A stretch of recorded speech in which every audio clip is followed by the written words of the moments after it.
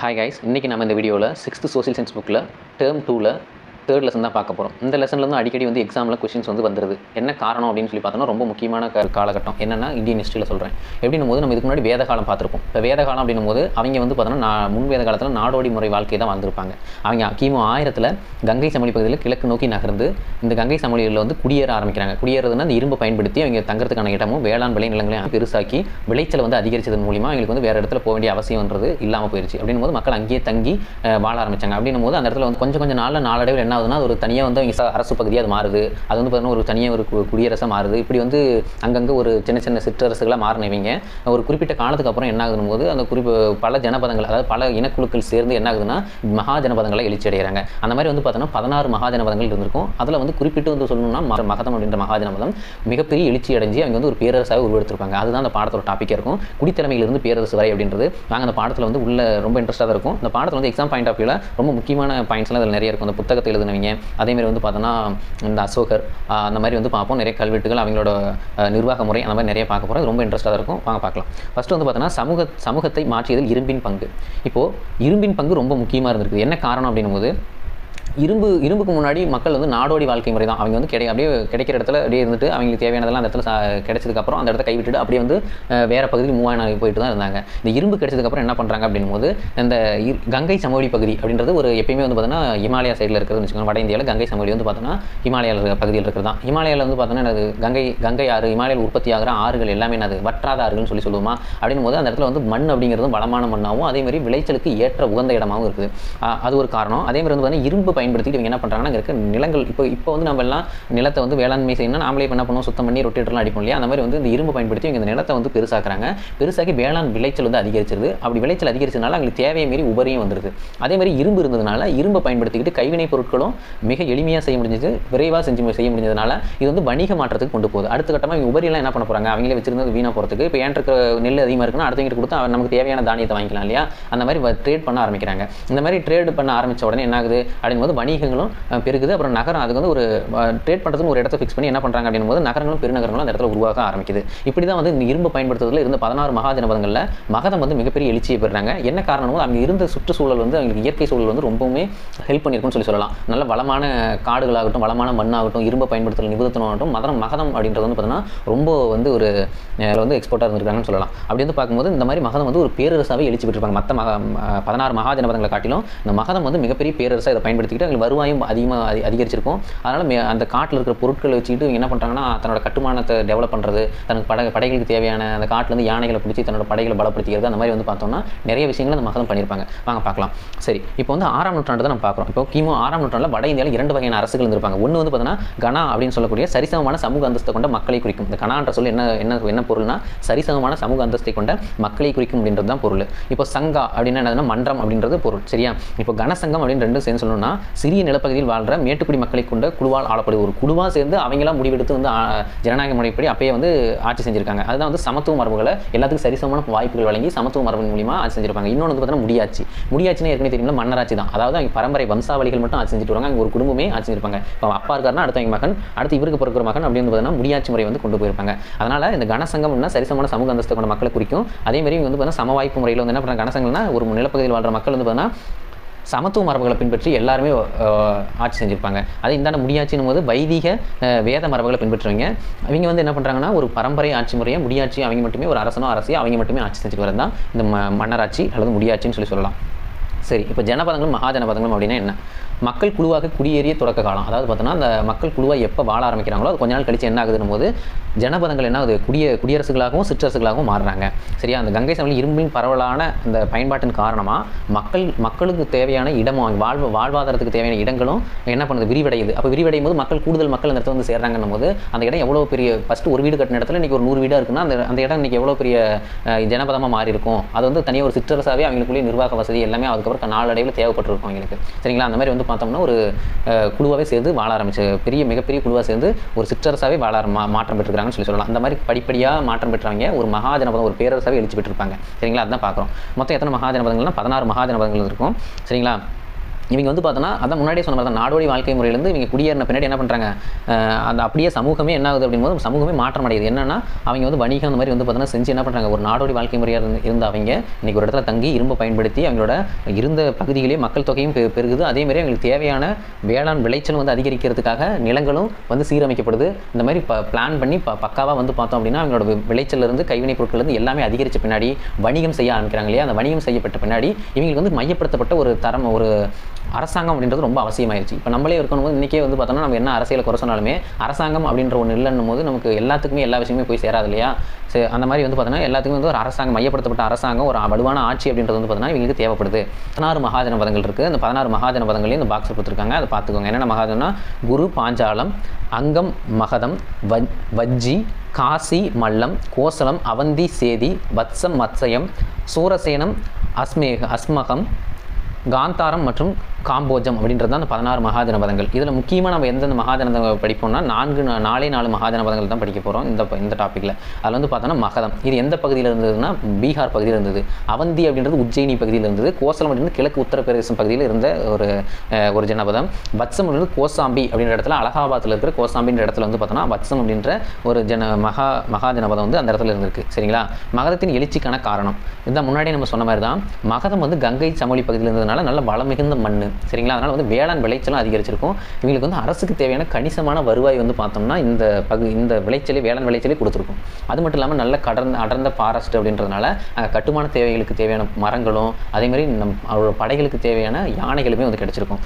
அதிக அளவிலான இயற்கை வளங்கள் வந்து குறிப்பாக இரும்பு ஆயுதங்களை மேம்படுத்திக்கிறதுக்கு தேவைப்படுது. அந்த ஈட்டி, அந்த வில்லம்பு அதெல்லாம் வந்து பார்த்தோன்னா அந்த இதெல்லாம் செய்கிறதுக்கான இவங்களுக்கு இதெல்லாம் வந்து ஈஸியாக வந்து கிடைக்க ஆரம்பிச்சிருச்சு. வணிக வர்த்தக வளர்ச்சி மக்களை வந்து இடம் விட்டு இடம் சென்று நகரமயமாதலுக்கும் வந்து ஒரு முக்கியமான இதாக இருந்திருக்கும். பார்த்தீங்களா. அடுத்து வந்து பார்த்தோன்னா இவற்றின் விளைவாக நகரமயமாதல் ஏற்பட்டு மகதம் வந்து பேரரசாகவே எழுச்சி பெற்றிருக்குன்னு சொல்கிறாங்க. அவ்வளோதான். அப்போது பண்டைய மகதத்தில் அரச வம்சம் அப்படின்னு சொல்லி பார்த்தோன்னா 4 அரச வம்சங்கள் தான் இருந்திருக்கும் மகதத்தில். அது என்னென்னா ஹரியங்கா வம்சம், சிசுநாக வம்சம், நந்த வம்சம், மௌரிய வம்சம் அப்படின்ற 4 அரச வம்சம் தான் அந்த மகதத்தில் இருந்திருக்கும். அதில் வந்து பார்த்தோம்னா ஹரியங்கா வம்சத்திலிருந்து ஸ்டார்ட் ஆகுது. மகதத்தில் இருக்கிற அரச வம்சம் அப்படின்னு பார்த்தோன்னா ஹரியங்கா வம்சத்திலிருந்து ஸ்டார்ட் ஆகுது.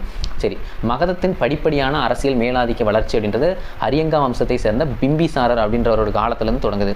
இதில் வந்து 2 பேர் வருவாங்க, கன்ஃபியூஷன் ஆகும். பிம்பிசாரர் ஒருத்தர், பிந்துசாரர் அப்படின்ற வந்து பார்த்தோன்னா மௌரிய வம்சத்தில் வருவார். அசோகரோட அப்பா தான் பிந்துசாரர். இந்த பிம்பிசாரர் அப்படின்றவர் தான் யார், ஹரியங்கா வம்சத்தில் நம்ம படிக்கிறவங்க. இவர் வந்து என்ன பண்ணுறாரு, தன்னோட பேரரசை வந்து விரிவுபடுத்துறாரு. எப்படின்னா படையெடுப்பு மூலியமாகவும் திருமண உறவு மூலியமாகவும் தன்னோட பேரரசை வந்து பார்த்தோன்னா லிச்சாவி, மதுரா, கோசலா அப்படின்ற பகுதிகள் வரைக்கும் தன்னோட அரசை வந்து விரிவுபடுத்துறாரு. இவருடைய மகன் தான் யாருன்னா அஜாத சத்ரு. இவர் வந்து புத்தரோட சமகாலத்தவர். மட்டும் இல்லாமல் இவர் என்ன பண்ணியிருப்பாருன்னா முதலாம் பௌத்த மாநாட்டை வந்து பார்த்தோம்னா ராஜகிரகத்தில் இவர் தான் கூட்டியிருப்பார். யாருன்னா அஜாத சத்ரு. இவரோட மகன் தான் உதயன். இவர் தான் தன்னோட தலைநகர் வந்து இது வரைக்கும் ராஜகிரகமாக தான் இருந்திருக்கும். இந்த தன்னோட தலைநகர், புதிய தலைநகர்ன்றது பாடலிபுத்திரத்துக்கு மாற்றலாம் அப்படின்ற அடிக்கல் நாட்டினவர் யாருன்னும் போது உதயன் அப்படின்றவர் தான் அடித்தளம் விட்டுருப்பார். எதுக்கு, பாடலிபுத்திரத்துக்கு தலைநகரை மாற்றுறதுக்கு, மாற்றம் செய்யலாம் அப்படின்றதுக்கான அடித்தளத்தை வித வச்சிருப்பார். சரி, ஹரியங்கா வம்சத்தை தொடர்ந்து சிசுநாக வம்சம் வராங்க. ஹரியங்கா வம்சத்துக்கு அப்புறம் சிசுநாக வம்சத்தில் முக்கியமாக நம்ம படிக்கிறது காலசோகா அப்படின்ற ஒரு அரசர் தான். இவர் வந்து தான் என்ன பண்ணியிருப்பாருன்னு போது இந்த உதயன் பண்ணார் இல்லையா தலைநகரை மாற்றுறதுக்கு, அந்த தலைநகரை வந்து ராஜகிரகத்திலேருந்து பாடலிபுத்திரத்துக்கு மாற்றுறது யாருன்னா காலசோகா அப்படின்றவர் தான் மாற்றிருப்பார். இவரும் வந்து பார்த்தீங்கன்னா 2ஆம் பௌத்த மாநாட்டை எங்கே கூட்டியிருப்பாருன்னா வைசாலி அப்படின்ற இடத்துல வந்து 2ஆம் பௌத்த மாநாட்டை யார் காலசோகா வந்து கூட்டியிருப்பார். அடுத்து நந்த வம்சம். இவங்கெல்லாம் வந்து ஒரு ஷார்ட் பீரியட் தான் ஆண்டிருப்பாங்கன்னு சொல்லலாம். அதுக்கப்புறம் நந்த வம்சத்துலேருந்து தான் இந்தியாவில் முதல்ல வந்து பார்த்தோன்னா ஒரு பேரரசை உருவாக்குறாங்க. எப்படின்னும் போது இவங்க வந்து பார்த்தோன்னா மொத்தம் 9 பேர் வந்து ஆட்சி செஞ்சுருப்பாங்க. அவங்க குறைஞ்சபட்சம் எத்தனை ஆண்டுகள் ஆட்சி செஞ்சாங்கன்ற குறிப்பெல்லாம் இதில் இல்லை. இப்போ பேரரசு அப்படின்னும் போது இவங்க லாங் பீரியட் ஆண்டிருப்பாங்கன்னே சொல்லலாம். அதனால தான் வந்து இந்தியாவின் முதல் பேரரசை உருவாக்குனீங்கன்னு சொல்லலாம். இவங்க வந்து பார்த்தோம் அப்படின்னா முதல் நந்தவம்ச அரசர் அப்படின்னும் போது மகாபத்ம நந்தர் அப்படின்றது தான் நந்தவம்சத்தை தோற்றுவிச்சிருப்பாரு. ஸோ ஓகேவா. அவரை தொடர்ந்து அவரோட மகன்கள் 8 பேரும் ஆட்சி செஞ்சிருப்பாங்க. இவங்க அப்பாவோட சேர்த்தனா 9 பேர். அதனால் இவங்க வந்து நவநந்தர்கள் அப்படின்னு சொல்லி அழைப்பாங்க. கடைசி நந்தவம்ச அரசர் யாருன்னா தனநந்தர். இவர் தான் வந்து சந்திரகுப்த மௌரியர், மௌரிய பேரரசை உருவாக்கின சந்திரகுப்த மௌரியரால் வந்து பார்த்தோன்னா கொல்லப்பட்டு இவர் வந்து என்ன பண்ணுறாரு, மகதத்தில் மௌரிய வம்சத்தை சந்திரகுப்த மௌரியர் தொடங்கியிருப்பார். இதுக்கு மேலே தான் ஒரு சாப்டரை தொடங்கும், அசோகரை பற்றிலாம் படிக்க போகிறோம். ஓகே, நாலந்தா பல்கலைக்கழகம் ரொம்ப கேள்விப்பட்ட ஒரு இடமா இருக்கும். இது வந்து பார்த்தீங்கன்னா பீகாரில் தான் இருக்கும். சரிங்களா. இது வந்து பார்த்தீங்கன்னா நாலந்தா பல்கலைக்கழகம் யுனெஸ்கோவின் உலக பாரம்பரிய சின்னமாக வந்து அறிவிச்சிருப்பாங்க. எந்த ஆண்டுன்னு கேட்டாங்கன்னா 2009 வந்து அறிவிச்சிருப்பாங்க. சரியா. நாலந்தா வந்து பண்டைய மகத நாட்டில் இருந்த பௌத்த மடாலயம். ஓகேவா. இது வந்து பார்த்தீங்கன்னா குப்தர்கள் காலத்தில் என்ன இருந்துச்சு, புகழ்பெற்ற கல்வி மையமாக திகழ்ந்திருக்குது. குப்தர்கள் காலத்தில் புகழ்பெற்ற கல்வி மையமாக அந்த நாலந்தா வந்து இருந்திருக்குன்னு சொல்கிறாங்க. நாலந்தா அப்படின்ற வார்த்தை வந்து பார்த்தீங்கன்னா ஒரு சமஸ்கிருத சொல். இது வந்து எப்படி பிரிப்பாங்கன்னா நா ப்ளஸ் அலம் ப்ளஸ் தா அப்படின்னு சொல்லி அழைப்பாங்க. இதுக்கு வந்து என்ன பொருள் அப்படின்னு சொல்லி பார்த்தோன்னா வற்றாத அறிவை அளிப்பவர் அப்படின்றது தான் இந்த நாலந்தா அப்படின்ற சொல்லோட மீனிங் சரிங்களா. இந்த இடத்துல வந்து யுவான் சுவாங்லாம் வந்து 7ஆம் நூற்றாண்டில் வந்து இங்கே நாலந்தாவுக்கு வந்து படிக்கலாம் வந்திருப்பாரு. இந்த மாதிரி வெளிநாட்டிலேருந்து நிறைய பேர் கல்வி கற்க வந்த ஒரு புகழ்பெற்ற ஒரு கல்வி மையமாக அந்த காலத்திலேயே வந்து நாலந்தா வந்து இருந்திருக்குது சரிங்களா. ஓகே, மௌரிய பேரரசு பற்றி படிக்கலாம். இப்போ மௌரிய பேரரசு அப்படின் போது அவர்களுக்கான சான்றுகள் வந்து தொல்லியல் சான்றுகள் இருந்திருக்கு, கல்வெட்டு சான்றுகள் இருக்குது, சமய சார்பற்ற இலக்கியங்கள் இருக்குது, சமயம் சார்ந்த இலக்கியங்கள் இருக்குது, வெளிநாட்டு பயணிகளோட குறிப்புகளும் இருக்குது சரிங்களா. அப்படி பார்க்கும்போது தொல்லியல் சான்றும் போது முத்திரை பதிக்கப்பட்ட நாணயங்கள். இப்போ முத்திரை பதிக்கப்பட்ட நாணயங்கள் அப்படின் போது இப்போ நம்ம என்ன சொல்கிறோம், இப்போ இந்தியன் ரூபாயின் போது ஒரு சிம்பிள் இருக்குல்ல, அதே மாதிரி நம்ம இந்தியன் ரூபாயில் என்னென்ன பிக்சர் வந்து இடம் இருக்குல்ல, அந்த மாதிரி வந்து பார்த்தோம்னா இவங்களோட நாணயத்தில் வந்து பார்த்தோம்னா மலை சரிங்களா, அதுக்கப்புறம் மயில், அதுக்கப்புறம் வேறு என்ன பிறை சந்திரன் ஓகேவா. இந்த நாணயம் வெள்ளி நாணயம் இந்த மாதிரி சிம்பிளாக இருந்துச்சுன்னா இவங்களோட தான் வெள்ளி நாணயம் சரிங்களா. அப்புறம் கல்வெட்டுகள் வந்து பார்க்குறோன்னா அசோகரோட கல்வெட்டுன்றது பல மொழிகள் வந்துருக்கும். பல இடத்துல இப்போ வந்து அசோகர் வந்து பார்த்தோம்னா என்ன பண்ணி இப்போ கல்வெட்டுகளை பொறிச்சு வச்சிருப்பாரு. ஜுனாகத் கிர்னார் கல்வெட்டு அப்படின்றத ஜுனாகத் கல்வெட்டுன்னு கொடுத்துருக்காங்க. இதுவும் வந்து பார்த்தோன்னா மௌரியர்களுக்கான ஒரு எடுத்துக்காட்டு. அடுத்து வந்து பார்த்தோன்னா சமய சார்பற்ற இலக்கியங்கள் அப்படின்போது கௌடில்யரின் என்னது அர்த்த சாஸ்திரம், விசாகதத்தரின் முத்ரா ராட்சசம், மாமூலரின் அகநானூற்று பாடல்கள், இதெல்லாம் வந்து பார்த்தோன்னா சமய சார்பற்ற இலக்கியங்கள். இதெல்லாம் வந்து மௌரியர்கள் குறித்த ஒரு சான்றாக தான் இருக்குது. சமயம் சார்ந்த இலக்கியம் அப்படின்னும் போது என்னென்ன வரும், சமணம் பௌத்தம் புராணங்கள், சமண பௌத்த புராணங்கள்லாம் வந்து இந்த சமயம் சார்ந்த நூல்கள் ஓகே. வெளிநாட்டு சான்று அப்படின்னும் போது தீபவம்சம் மகாவம்சம் இண்டிகா அப்படின்ற நூல் சரிங்களா. இதெல்லாம் வந்து பார்த்தீங்கன்னா வெளிநாட்டு சான்றுகள், வெளிநாட்டில் இருந்த குறிப்புகள் இவங்களை பற்றினது சரிங்களா. அடுத்து வந்து பார்த்தீங்கன்னா மெகஸ்தனிஸ். ஓகே, மெகஸ்தனிஸ் அப்படின்றது யாருன்னா கிரேக்க ஆட்சியாளர் செலிக்கஸ் நிக்கேட்டரின் தூதுவராக சந்திரகுப்த மௌரியரோட அவையில் வந்து 14 ஆண்டுகள் வந்து பார்த்தோன்னா இவர் இருந்திருப்பார். இவர் எழுதிய நூல் தான் இண்டிகா அப்படின்ற நூல். இந்த நூலை வந்து நம்ம படித்தோம்னா மௌரியர்கள் காலத்தில் 14 ஆண்டுகள் இருந்தார் இல்லையா, அதனால் வந்து மௌரியர்கள் குறித்த நாம் வந்து நிறைய தெரிஞ்சுக்கலாம் இண்டிகா அப்படின்ற நூலை படிக்கிறது மூலிமா சரிங்களா. அடுத்து வந்து பார்த்தீங்கன்னா மௌரிய பேரரசு இந்தியாவின் முதல் பேரரசு. இதில் வந்து குழம்பும் இந்தியாவின் முதல் பேரரசு அப்படின்னு சொல்லி கேட்டாங்கன்னா நந்தர்கள் தான். இந்தியாவின் முதல் பெரிய பேரரசு அப்படின்னா தான் யார் அப்படின்னா மௌரியர்கள் அப்படின்னு சொல்லலாம். தலைநகரம் வந்து பார்த்தோன்னா பாடலிபுத்திரம். இது எங்கே இருக்கும்போது தற்போதைய பாட்னா, பீகாரில் இருக்கிற பாட்னா தான் அப்போ வந்து பாடலிபுத்திரம். அரசு வந்து பார்த்தோன்னா முடியாட்சி அரசு தான். இவரோட காலகட்டம் அப்படின்னும் போது கிமு 322 187 வரைக்கும் இருந்திருப்பாங்க. முக்கிய அரசர்கள் போது சந்திரகுப்த மௌரியர், இங்கே வந்து பார்த்தீங்கன்னா பிந்துசாரர், அங்கே வந்து அரியங்காவசத்தில் பிம்பிசாரர் பார்த்துருவோம், இங்கே வந்து பிந்துசாரர் அசோகரோட அப்பா, அதுக்கப்புறம் அசோகர், இவங்க 3 பேர் தான் ஆட்சி செஞ்சிருப்பாங்க சரியா. பாடலிபுத்திரத்தில் ஒரு பிரம்மாண்டம் என்ன அப்படின்னு சொல்லி பார்த்தோம், பாடலிபுத்திரம் தான் தலைநகர். அந்த தலைநகரத்தில் வந்து பார்த்தீங்கன்னா 64 நுழைவாயில் என்ட்ரன்ஸும் அதேமாதிரி வந்து பார்த்தீங்கன்னா 570 கண்காணிப்பு வாட்ச் டவர், அதாவது கண்காணிப்பு கோபுரம்லாம் வந்து பார்த்தீங்கன்னா இருந்திருக்கும் சரிங்களா. அடுத்து வந்து பார்த்தீங்கன்னா சந்திரகுப்த மௌரியர், அதுதான் இந்தியாவின் முதல் பெரிய பேரரசு அப்படின்னா சந்திரகுப்த மௌரியரோட மௌரிய பேரரசு தான்.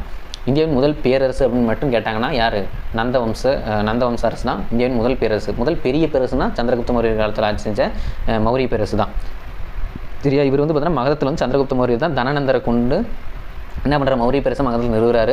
இவர் வந்து பார்த்தோன்னா பத்திரபாகு அப்படின்ற ஒரு சமணத்துறவி என்ன பண்ணுவார்னு போது கர்நாடகா மாநிலத்தில் இருக்கிற சரவண பெலகுலா அப்படின்ற இடத்துல வந்து பார்த்தோம்னா இவர் வந்து அழைச்சிட்டு போவார். அங்கே அழைச்சிட்டு போய் என்ன பண்ணுவார் அப்படின்னும் போது சமண சடங்குமுறை ஒன்று சல்லேகனா அப்படின்ற ஒரு சமண சடங்குமுறை இருக்கும். அந்த சமண சடங்குமுறை என்ன அர்த்தம் அப்படின்னு பார்த்தீங்கன்னா அவங்க வந்து உணவே உண்ணாமல் என்ன பண்ணுவாங்க அப்படின்னும் உயிர் துறக்கிறது தான் அந்த சமண சடங்குமுறைன்னு சொல்கிறாங்க. உணவு உண்ணாமல் உயிர் துறக்கிறது தான் சல்லேகனா அப்படின்ற ஒரு சமண சடங்குமுறை. இந்த முறையை பின்பற்றி யார் சந்திரகுப்த மௌரியர் தன்னோட உயிரை மாய்த்துக் கொள்வார். அதுக்கப்புறம் வந்து பார்த்தோன்னா அவரோட மகனான பிந்துசாரர் வராரு. பிந்துசாரின் இயற்பெயர் வந்து சிங்கசேனா, அவரோட இயற்பெயர் வந்து சிங்கசேனா. இவரை வந்து பார்த்தோன்னா இவரை வந்து பார்த்தோம் அப்படின்னா கிரேக்கர்கள் வந்து பார்த்தோன்னா பிந்துசாரர் வந்து பார்த்தோன்னா அமிர்த கதா அப்படின்னு சொல்லி அழைப்பாங்க. இதுக்கு என்ன மீனிங்னா எதிரிகளை அழிப்பவர் அப்படின்றது தான் பொருள். இவர் வந்து பார்த்தோன்னா அந்த மௌரிய ஆட்சியை வந்து பார்த்தோன்னா கொஞ்சம் இந்தியாவில் வந்து பார்த்தோன்னா பெரும் பகுதியில் வந்து விரிவுபடுத்தியிருப்பார். இவருக்கு அப்புறம் இவரோட மகன் வந்து அசோகர் தான். இப்போ அந்த காலத்தில் என்ன பண்ணுவாங்கன்னு போது இப்போ மன்னர் வந்து பார்த்தோன்னா அவரோட அவையில் யார் இருப்பாங்க அப்படின்னு சொல்லி பார்த்தோம்னா மன்னரோட அவை நம்ம சினிமாவில் பார்த்த மாதிரி தான் யார் இருப்பாங்கன்னா அமைச்சர்கள் இருப்பாங்களே, அதேமாதிரி புரோகிதர் ஒருத்தர் இருப்பார், அதாவது ஒரு மதகுருமார் அப்படின்ற மாதிரி ஒருத்தர் இருப்பார். அதேமாதிரி சேனாதிபதி அதாவது படைத்தளபதி அவர் இருப்பார். அதுக்கப்புறம் இளவரசர் இருப்பார் சரிங்களா. இந்த மாதிரி இவங்கெல்லாம் உள்ளடக்கினது தான் என்னது அவரோட அவையாக இருந்திருக்கும், அரசவையாக இருந்திருக்கும். அப்படி வந்து பார்த்தோன்னா அசோகர் வந்து பார்த்தோம்னா நிர்வாகத்தை ப்ராக்டிஸ் பண்ணுறதுக்காக உஜ்ஜயினியோட ஆளுநராக நியமிச்சிருப்பாங்க. இவர் இறந்த பின்னாடி பிந்துசாரர் இறந்த பின்னாடி அசோகர் வந்து டேக் ஓவர் பண்ணியிருப்பார் ஒரு ஆட்சியை சரியா. இந்த மௌரிய வம்சத்திலே தலை சிறந்த புகழ்பெற்ற அரசர்னு கேட்டால் அசோகர் தான் சொல்லணும். அசோகர் தான் இருந்திருக்கிறாரு.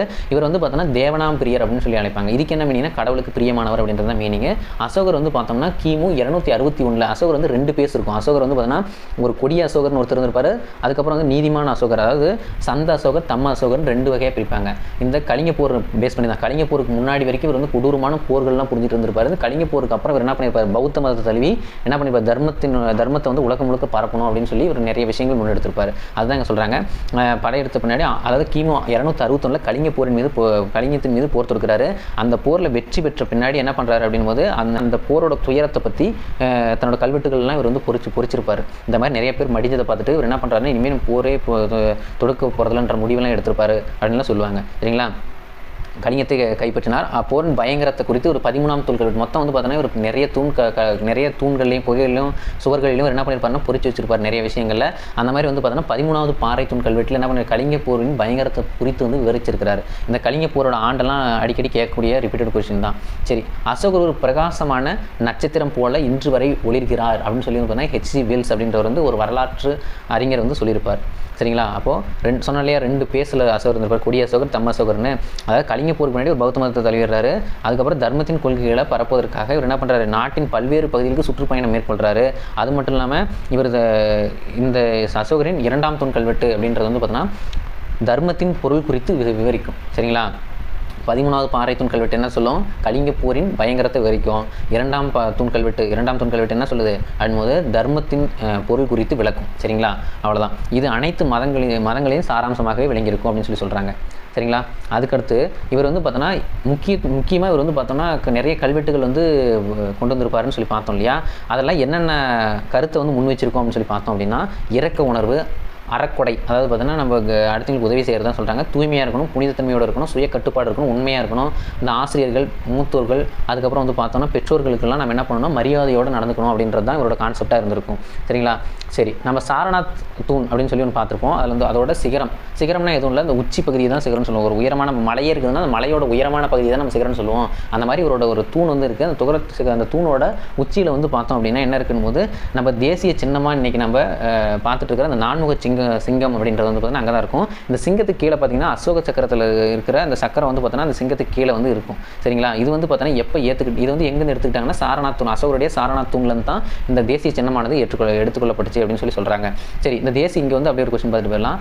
தேசிய சின்னம் வந்து எப்போது இந்திய அரசால் வந்து ஏற்றுக்கொள்ளப்படுதுன்னா ஜனவரி 26, 1950 தான் வந்து பார்த்தோம்னா இது வந்து இந்தியாவின் தேசிய சின்னமாக வந்து ஏற்றுக்கிட்டாங்க. சரிங்களா? எப்போ அந்த டேட் என்ன, குடியரசு தினம் அன்னைக்கே தான்.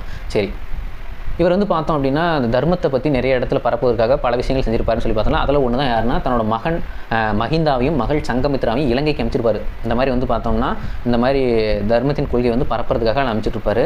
இதேமாரி இவர் என்ன பண்ணுறாரு, ஆசியா, எகிப்து, கிழக்கு ஐரோப்பா ஆகிய பகுதிகளுக்கும் சமய பழப்பாளர்கள்லாம் அனுப்புகிறாரு. சரிங்களா? அது மட்டும் இல்லாமல் தர்ம மகா மாத்திரர்கள் எனும் புதிய அதிகாரிகளை நியமிச்சிருப்பாரு. இவரோட ஆட்சி பகுதி எங்கெல்லாம் இருக்குதோ அங்கெல்லாம் போய் இவங்க தர்மத்தோட கொள்கையை வந்து பரப்புறது தான் இவரோட முக்கியமான பணியாகவே இருந்திருக்கும். அது மட்டும் இல்லாமல் இவர் 3ஆம் பௌத்த மாநாட்டை எங்கள் பாடலிபுத்திரத்தில் அசோகர் தான் நடத்தியிருப்பார். சரிங்களா? இதெல்லாம் கேட்கக்கூடிய முக்கியமான கொஸ்டின்ஸ் எல்லாமே கொஸ்டின் தான். சரிங்களா? அசோகரின் பேராணைகள் மொத்தம் அசோகரோட வந்து மொத்தம் 33 பேராணைகள் இருக்கும்பா. அசோகரின் மொத்தம் 33 பேராணைகள் இருக்குது. அசோகரின் அது வந்து எங்கெங்க சொன்ன மாதிரியே பாறைகள், குகைகள், சுவர்கள்லாம் பொறிக்கப்பட்டிருக்கும், தூண்களில் பொறிக்கப்பட்டிருக்கும். நீதி, நேர்மை, அமைதி மேலே எவ்வளோ நம்பிக்கை வச்சிருக்கிறாரு அப்படின்றது தான் அந்த பாறை தூண்களில் வந்து விலக்கி பொறிக்கப்பட்டிருக்கும் அப்படின்னு சொல்லி சொல்கிறாங்க. அது மட்டும் இல்லாமல் மக்கள் நலன் மீதும் அவர் வந்து கொண்டிருந்த அக்கறையும் வந்து அந்த பேராணைகளில் வந்து பொறிச்சிருப்பாருன்னு சொல்லி சொல்கிறாங்க. சரி, பேராணைனா என்ன அப்படின்னு சொல்லி பார்த்தோம் அப்படின்னா அரசரோ அல்லது உயர் பதவியில் இருக்கிறீங்களோ இன்றைக்குமே ஆணைகள்லாம் பிறப்பிக்கிறாங்க இல்லையா? அந்த மாதிரி வந்து பார்த்தீங்கன்னா யார் உயர் பதவியில் இருக்கிறாங்களோ ஹையர் அஃபீஷியல் மூலிமா என்னென்ன ஆர்டர்லாம் போகிறாங்களோ அதை வந்து பேராணை அப்படின்னு சொல்லி சொல்லுவாங்க. சரிங்களா? அதுதான் அந்த பாக்ஸ் கொஸ்டின். சரி, அசோகர் வந்து கல்வெட்டுகள் பல இடத்துல பொறிச்சிருப்பாரு. ஒவ்வொரு இடத்துலையும் ஒவ்வொரு மொழி இருக்கும் இல்லையா? அந்த மாதிரி தான் வந்துங்க. சாஞ்சியில் வந்து பார்த்தீங்கன்னா பிராமி மொழியில் வந்து கல்வெட்டுகள் பொறிக்கப்பட்டிருக்குது. காந்தகாரில் கிரேக்கம் மற்றும் அராமிக் அப்படின்ற மொழியில் காந்தகாரில் என்ன பண்ணுறாங்க, பொறிச்சு வச்சிருக்காங்க. வடமேற்கு பகுதியில் கரோஸ்தி அப்படின்ற மொழியில் வந்து பார்த்தோன்னா அசோகருடைய கல்வெட்டுகள் வந்து பொறிக்கப்பட்டிருக்கும். சரி, அசோகருடைய 2 மற்றும் 13ஆம் தூண் கல்வெட்டு ஏற்கனவே பார்த்தோம். 2ஆம் தூண் கல்வெட்டு எது, தர்மத்தை பற்றி விளக்குதுன்னு சொல்லி பார்த்தோம். 13ஆம் தூண் கல்வெட்டு என்னது, கலிங்க போரின் பயங்கரத்தை குறித்து வரைக்கும். இந்த 2 பாறை தூண் கல்வெட்டுலையும் மூவேந்தர்களான அதாவது தென் தமிழக பகுதி ஆட்சி செஞ்ச சேர, சோழ, பாண்டியர்கள், கேரள புத்திரர்கள் மற்றும் சத்திய புத்திரர்கள் பற்றின குறிப்புகளுமே அசோகரோட 2ஆம் மற்றும் 13ஆம் பாறை கல்வெட்டில் இருக்கிறதா சொல்கிறாங்க. சரி, மௌரியர்கள் நிர்வாகம் பார்க்கலாம். சரி, எங்களோட அரச ஆட்சி செஞ்சவங்க பார்த்தாச்சா எங்களோட நிர்வாக முறை எப்படி எந்தளவுக்கு திறம்பட செஞ்சிருக்காங்க அப்படின்னு சொல்லி பார்க்கலாம். அரசர் தான் உச்சபட்ச அதிகாரத்தில் இருப்பார். அதனாலேயே அரசர் தான் வந்து நீதி வழங்குறதுலையும் சரி, ராணுவத்திலையும் சரி, எல்லா உயர் பதவிகளையும் அரசர் தான் இருந்திருப்பார். அதிகபட்ச எல்லா இறுதி முடிவு எடுக்கிறது எல்லாமே அரசர் கையில் தான். ஏன்னா எல்லா அரசருக்குமே அதுதான் மன்னராட்சி அப்படிங்கிறது. சரிங்களா? அப்போது அரசருக்கு உதவி செய்யறதுக்கு அவனோட அரசவையில் யார் இருந்திருப்பாங்கன்னு வந்து மந்திரி பரிஷத் அப்படின்ற அமைச்சர் குழு ஒன்று இருந்திருக்கிறாங்க. அதேமாதிரி வந்து பார்த்தோம்னா ஒரு சேனாதிபதினு படை தளபதி, ஒரு மதகுரு, புரோகிதர், ஒரு மகா மந்திரி. ஓகேவா, அந்த மந்திரி இப்போ அமைச்சரவைக்கெல்லாம் ஒரு ஹெட்டா மகா மந்திரி, அப்புறம் ஒரு இளவரசர் அப்படின்றவங்கலாம் கொண்டு இருக்குது. சரிங்களா, இவங்க வந்து பார்த்தோன்னா ஒரு மிகச்சிறந்த உளவுத்துறையுமே கூட வச்சிருக்காங்க. அப்பப்போ வந்து பார்த்தோன்னா மக்கள் மத்தியில் போயிட்டு இவங்களுக்கு எதிராக யாராவது சதி செய்கிறாங்களா அப்படின்லாம் கணிச்சு பார்க்கறதுக்கு அப்பப்போ உளவுத்துறையும் வந்து ஒரு உளவுத்துறை ரொம்ப முக்கியம். இன்றைக்குமே ஒரு நாட்டுக்கும் உளவுத்துறை துரந்தர் படம் பார்த்துருப்பீங்க. ஒரு நாட்டுக்கு உளவுத்துறை அப்படின்றது ரொம்ப முக்கியம். சரிங்களா, அப்போ அந்த காலத்திலே ரொம்ப அசோகர் காலத்தில் மிக சிறந்த உளவுத்துறையை வச்சிருந்துருக்காங்க. சரிங்களா, வருவாய், அதாவது பார்த்தீங்கன்னா எந்த அரசாட்சியாக இருந்தாலும் சரி அந்த காலத்தில் ரொம்ப முக்கியமாக விவசாயம் தான் இருக்கும். வேறு எந்த இண்டஸ்ட்ரியல் இதுவுமே இருந்திருக்காது இல்லையா. அதனால் வந்து பார்த்தீங்கன்னா நிலங்கள் தான் அரசுக்கு வந்து தேவையான வருவாய் வந்து கொடுத்துருந்துருக்கும். அது மட்டும் இல்லாமல் இவர் வந்து பல கல்வெட்டுகள் இருக்குல்ல, அதில் லும்பினி அப்படின்ற இடத்துல இருக்கிற கல்வெட்டு வந்து பார்த்தோன்னா பாலி பாகா அப்படின்ற 2 வரிகள் வசூலிக்கப்பட்டதாக வந்து குறிப்புகள் இருந்திருக்குது. சரியா, அதில் வந்து பார்த்தீங்கன்னா பாகான்ற வரி ஒன்றும் கிடையாது, 6ல் ஒரு பங்கு, அதாவது விளைச்சலின் அடிப்படையில் மொத்த விளைச்சலாம் 6ல் ஒரு பங்கு வந்து பார்த்தீங்கன்னா பாகா அப்படின்ற வரி வந்து வசூலிச்சிருக்காங்க. அது மட்டும் இல்லாமல் காடுகள் சார்ந்த தொழில், அதுக்கப்புறம் சுரங்கங்கள், உப்பு, நீர்ப்பாசனம் ஆகியவற்றில் வந்து கூடுதல் வரி வந்து இங்கே கிடைச்சிருக்குது. சரிங்களா, சரி, அரசு வருவாயின் பெரும்பகுதி, சரி இவங்களுக்கு வருவாய் இந்த மாதிரி வந்து பார்த்தீங்கன்னா வரிகள் மூலியமாகவும் நிலவரி மூலியமாகவும் அதே மாதிரி இவங்களோட ஏற்றுமதி இறக்குமதிலாம் பண்ணியிருப்பாங்கல்ல, அந்த ஏற்றுமதி மூலியமாகவும் வருவாய் கிடைச்சிருக்கும். இந்த வருவாய் எதுக்காக பயன்படுத்துறாங்கன்னா, ஒன்று வந்து பார்த்தீங்கன்னா ஆர்மி, அதாவது இராணுவத்திற்கான ஊதியமும், அதே மாதிரி நிர்வாக வசதியில் இருக்கிற நிர்வாக அதிகாரிகளுக்கு, அதாவது அதிகாரிகளுக்கு அரசு அதிகாரிகள்னு சொல்லலாம், அவங்களுக்கான ஊதியமும், அறக்கட்டளைகளுக்கும், நீர்ப்பாசனம், சாலை அமைக்கிறதுக்கான திட்டங்களுக்கு ஒதுக்கிறதுக்கான இந்த நிதியில தான் நலத்திட்டங்களும் ஒதுக்கியிருப்பாங்கன்னு சொல்கிறாங்க. சரிங்களா, அப்போ நீதி நிர்வாகம், அரசர் தான் உச்சபட்ச அதிகாரம், மேல்முறையீடு எல்லாமே அரசராக தான் இருப்பாருன்னு சொல்லணும் இல்லையா. அவர் தான் இருக்கிறாங்க. இவங்க காலத்தில் தண்டனைகள் வந்து ரொம்ப கடுமையாக இருந்திருக்குதான். அதே மாதிரி அரசர் வந்து துணை நீதிபதிகள் நியமிச்சிருக்காரு. எல்லா நேரத்திலையும் அரசரே வந்துட்டு முடியாது இல்லையா, அதனால் வந்து துணை நீதிபதிகளுமே அரசர் வந்து நியமிச்சிருந்திருக்காரு. ராணுவ நிர்வாகம், ஏற்கனவே சொன்ன மாதிரி நீதியில் எப்படியோ அதே மாதிரி தான் ராணுவத்திலையும் தலைமை தளபதியாக இவர் தான் இருக்கிறாரு. எப்படி வந்து என்னென்ன குழுக்கள் இருக்குன்னா, ஒரு ஆறு படைப்பிரிவுகள் இருந்திருக்காங்க. அந்த ஒரு 6 படைப்பிரிவுகள் ஒரு 30 உறுப்பினர்கள், மொத்தமாக 30 உறுப்பினர்களில் ஒரு குழுவுக்கு 5 பேர்னு 6 படைப்பிரிவுகள் இருக்குது. அதான் கடற்படை, ஆயுதப்படை, காலாப்படை, குதிரைப்படை, தேர்ப்படை, யானைப்படை அப்படின்ற ஒரு 6 படைப்பிரிவுகள் இருந்திருக்காங்க. அடுத்து வந்து நகராட்சிக்கு வந்துடும். சரி, நகராட்சி நிர்வாகத்துக்கு வந்துடும். சரிங்களா, இதுலேயும் சேம் அதே தான். நகராட்சி நிர்வாகத்திலையும் 30 உறுப்பினர்களை கொண்ட ஒரு குழுவுக்கு 5 பேர் அப்படின்ற முறையில் 6 குழுக்கள் வந்து இருந்திருக்காங்க. சரியா, நகராட்சி நிர்வாகத்திலையும். சரி, நகர நிர்வாகத்தில் வந்து நகரிகா அப்படின்ற ஒரு அதிகாரி வந்து நகர நிர்வாகத்தை நிர்வகிச்சிருக்காரு. அவருக்கு உதவி செய்யறதுக்கு ஸ்தனிகா, கோபா அப்படின்ற 2 அதிகாரிகளை வந்து அவருக்கு உதவியாக வந்து நியமிச்சிருப்பாங்க.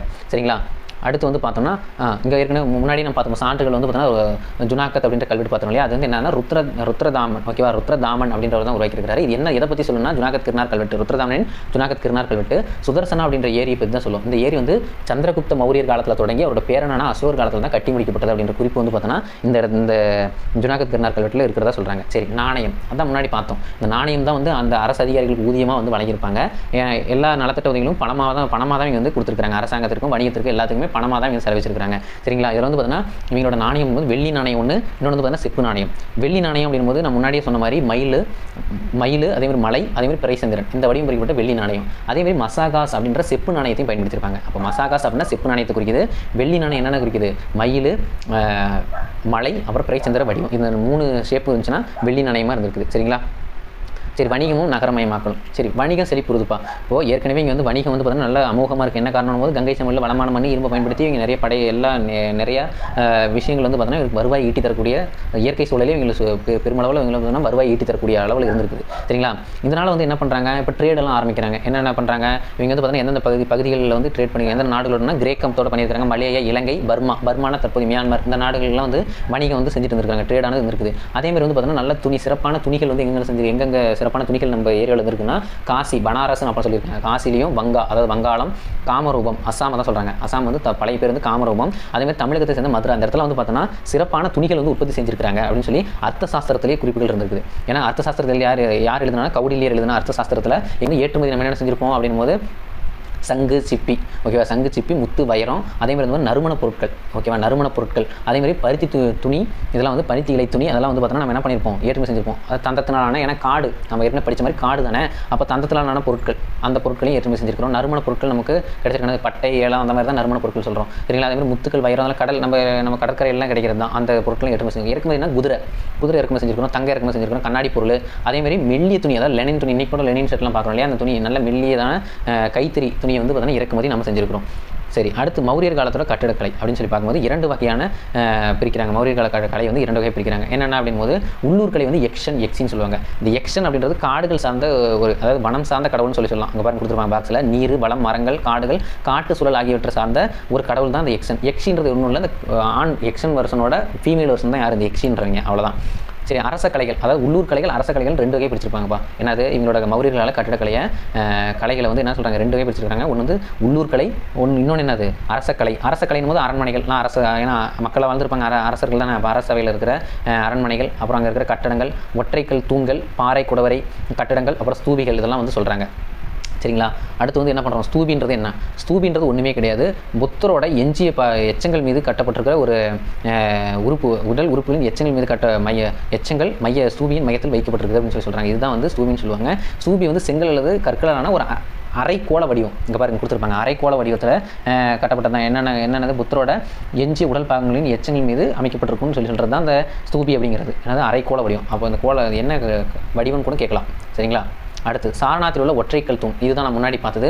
இந்த ஒற்றைக்கல் நான்முக சிங்கம், ஓகேவா, இந்தியாவின் லட்சணை. சரியா, நான்முக சிங்கம். இது வந்து பார்த்தோன்னா சாரநாத்தில் இருக்க சிகரப்பகுதியில் வந்து எடுத்துருக்காங்க. சரிங்களா. பாறை குடவரை கோயிலின் தொடக்கம். சரியா, பாறை குடவரை கோயிலின் தொடக்கம் வந்து விண்காலத்தில் தான். அப்போ நாகார்ஜுனா பாபர் குன்றுகளில் உள்ள பாறை குடவரை கோயில்களும் இருந்திருக்குது. அப்புறம் புத்தகையாவுக்கு வடபுறம் பல குகைகள் இருந்திருக்குது. பாபர் குன்றில் உள்ள 3 குகைகளில் அசோகரின் அர்ப்பணிப்பு கல்வெட்டுகள் உள்ளன. சரிங்களா. அது மட்டும் இல்லாமல் இந்த இடத்துல நாகார்ஜுனா அப்படின்ற இடத்துல வந்து நாகார்ஜுனா கொண்டாவில் 3 குகைகளில் வந்து தசரத மௌரியர், யாருன்னா அசோகரோட பேரன், அவரோட தசரத மௌரியரின் கல்வெட்டுகள் இருந்திருக்குது. அவங்க தாத்தா மாதிரியே இவனும் கல்வெட்டுகள் நிறைய செஞ்சுருக்கிறாங்க. அவங்களோட வீழ்ச்சிக்கான காரணம் அப்படின்னும் போது ஒன்றுமே கிடையாது. இவங்களோட அசோகருக்கு அப்புறம் அப்சல்யூட்லி எல்லாமே ஒரு அரசர் அப்படின்னும் போது அவங்களுக்கு ஒரு பிரைம் பீரியட் இருந்திருக்கும், அதுக்கப்புறம் வந்து சரிவு இருந்திருக்கும் இல்லையா. அந்த மாதிரி அசோகருக்கு அப்புறம் யாருமே சரியில்லை. அதேமாதிரி பேரரசில் பல பிரச்சனைகள் தொடர்ந்து வந்திருக்கும். பாக்டீரியா நாட்டை சேர்ந்த கிரேக்கர்கள் படையெடுப்பு பேரரசு மேலும் வலுவிழக்க செஞ்சிருக்குது. மௌரிய பேரரசின் கடைசி அரசர் வந்து யாருன்னா பிரகத்ரதா அப்படின்றது தான். மௌரிய வம்ச தோற்றத்தோட சந்திரகுப்த மௌரியர், மௌரிய பேரரசின் கடைசி அரசர் பிரகத்ரதா புஷ்யமித்ர சுங்கர் அப்படின்ற ஒருத்தரால் கொல்லப்பட்டு அதுலேருந்து வந்து பார்த்தீங்கன்னா மௌரிய வம்சம் முடிஞ்சு சுங்க வம்சம் அப்படின்ற ஆட்சி வந்து பார்த்தீங்கன்னா தொடங்க ஆரம்பிச்சிருக்கும். சரிங்களா. இதுதான் இப்போது இந்த இடத்துல வந்து பார்த்தீங்கன்னா பண்டைய பெயர்கள் கொடுத்துருக்காங்க, தற்போதைய பெயர்கள், இந்த பகுதிகளோட தற்போதைய பெயர்கள்லாம் கொடுத்துருக்காங்க. ராஜகிரகம் அப்படின்றது தற்போது வந்து ராஜ்கீர்னு நினைக்கிறோம். பாடலிபுத்திரம்னா பீகாரில் இருக்க தற்போதைய பாட்னா, கலிங்கா அப்படின்றது ஒடிசாவில் இருக்கிற பகுதி. இதெல்லாம் நம்ம பார்த்தாச்சு. அதே சீன பெருஞ்சுகர் அப்படின்றது என்னது, எந்த வருஷம் அப்படின்னும் போது குன்சி ஹங் அப்படின்றது வந்து கட்டியிருப்பார். சீனாவில் வட எல்லையை வந்து பாதுகாக்கிறதுக்காக 3ஆம் நூற்றாண்டில் கட்டியிருப்பார். அதேமாதிரி ஒலிம்பியா அப்படின்றது கிரீஸ் நாட்டில் இருக்கிற ஒரு கோயில் தான். ஜியாஸ் அப்படின்ற கடவுளுக்கு கட்டப்பட்டிருப்பாங்க 5ஆம் நூற்றாண்டில். சரியா, இதுதான் வந்து சொல்கிறாங்க அந்த காலத்தில் இருந்த 7 உலக அதிசயங்கள் இது ஒன்றா இருந்திருக்குது. சரி, அடுத்து வந்து பார்த்தோம்னா புக் பேக் தான். இந்த புக் பேக் வந்து ஏற்கனவே நம்ம நடத்துனதை வச்சோ இல்லை நீங்கள் படிச்சிருந்ததை வச்சோ இது பண்ணி பாருங்கள். 4 மகாஜனபதிகள் மிகவும் வலிமையான அரசு எது, மகதம் தான் எழுச்சி பெற்றிருக்கும். சரிங்களா. கீழ்கண்டவர்கள் கௌதம புத்தரின் சமகாலத்தில் பிறந்தவர் யார், அஜாதசத்ரு தான். முதலாம் பௌத்த மாநாட்டு ராஜகிரகத்தில் நடத்தினது அஜாதசத்ரு, இவர் தான் புத்தரின் சமகாலத்தவர். ஓகேயா. அடுத்து கீழ்கண்டவற்றில் எது மௌரியர் காலத்திற்கான சான்றுகளாகும்னா இது எல்லாமே என்னது, அர்த்த சாஸ்திரம் யார் எழுதுனா, கௌடில்யரின் அர்த்த சாஸ்திரம், விசாகதத்தின் உத்தராராட்சசம், மெக்கஸ்தனிஸின் இண்டிகா அப்படின்ற நூல். சரி, சந்திரகுப்த மௌரியர் அரியணையை துறந்து டேஸினும் சமணத்துறையோடு சரவண பலகளாக்கு சென்றார்னா பத்ரபாகு அப்படின்ற இவரோட செஞ்சிருப்பாரு. அப்புறம் செல்கியூஸ் நிக்கோட்டின் தூதுவர் யார், மெக்கஸ்தனிஸ் தான். சரியா, எத்தனை ஆண்டுகள் தங்கினார் மௌரியர் அரசவையில், 14 ஆண்டுகள். மௌரிய வம்சத்தின் கடைசி அரசர் பிரகத்ரதா, யாரால் கொல்லப்பட்டிருப்பார், புஷ்யமித்ர சுங்கரால் கொல்லப்பட்டிருப்பார். சரிங்களா, அவ்வளோதான். எடுத்து படித்து பாருங்கள், இன்ட்ரெஸ்ட்டாக தான் இருக்கும். இந்த டாபிக் ரொம்ப இன்ட்ரெஸ்ட்டாக இருக்கும். நல்லா படிங்க, படித்தா ஈஸியாக இருக்கும். ரொம்ப ஃபஸ்ட்டு ஸ்டார்டிங்கில் இப்போ ஒரு பேஜஸ்லாம் அதிகமாக இருக்கும். ஆனால் கண்டென்ட் ரொம்ப பெருசாலாம் எதுவுமே இருக்காது. அதை சும்மா ஒரு டைம் ரீட் விட்டு அதுக்கப்புறம் அது கான்செப்டை புரிஞ்சிக்க முடியுதுன்னு பாருங்கள். அப்படி புரிஞ்சுக்கிட்டீங்க அப்படின்னா அடுத்து கீ பாயிண்ட்ஸு யார் அவங்க ஆட்சியில் என்னென்ன பண்ணாங்க அப்படின்றது, அவங்க நிர்வாகத்தில் எந்தெந்த மாதிரி நாணயங்கள், எந்தெந்த நாட்டோட நிர்வாகம் செஞ்சுக்கிட்டாங்க, வணிக வர்த்தகம் எந்தெந்த நாட்டோட உறவுகள் வச்சுக்கிட்டாங்க, என்னென்ன பொருட்கள் ஏற்றுமதி செஞ்சுருக்காங்க, எந்தெந்த பொருட்கள் இறக்குமதி செஞ்சுருக்காங்க, ஃபஸ்ட்டு அரசர் யார், கடைசி அரசர் யார், இவங்களோட தலைநகரம், அவங்க இருந்த ஒரு சிறப்பு, அவங்க ஆட்சி காலத்தில் வந்த வெளிநாட்டு பயணிகள், அதேமாதிரி வந்து பார்த்தீங்கன்னா அவங்களுக்கான சான்றுகள் போது எந்தெந்த இடத்துல கல்வெட்டுகள் இருந்திருக்கு, அதேமாதிரி அந்த இடத்துல இருக்கிற பாக்ஸ் கொஸ்டின் இதெல்லாம் பார்த்துக்கிட்டாவே போதும். அவ்வளோதான், அந்த இருக்கிற எல்லாமே அந்த மாதிரி கான்செப்ட் தான் இருக்கும். ஓகே ஃப்ரெண்ட்ஸ், பாருங்கள், படிங்கலாம்.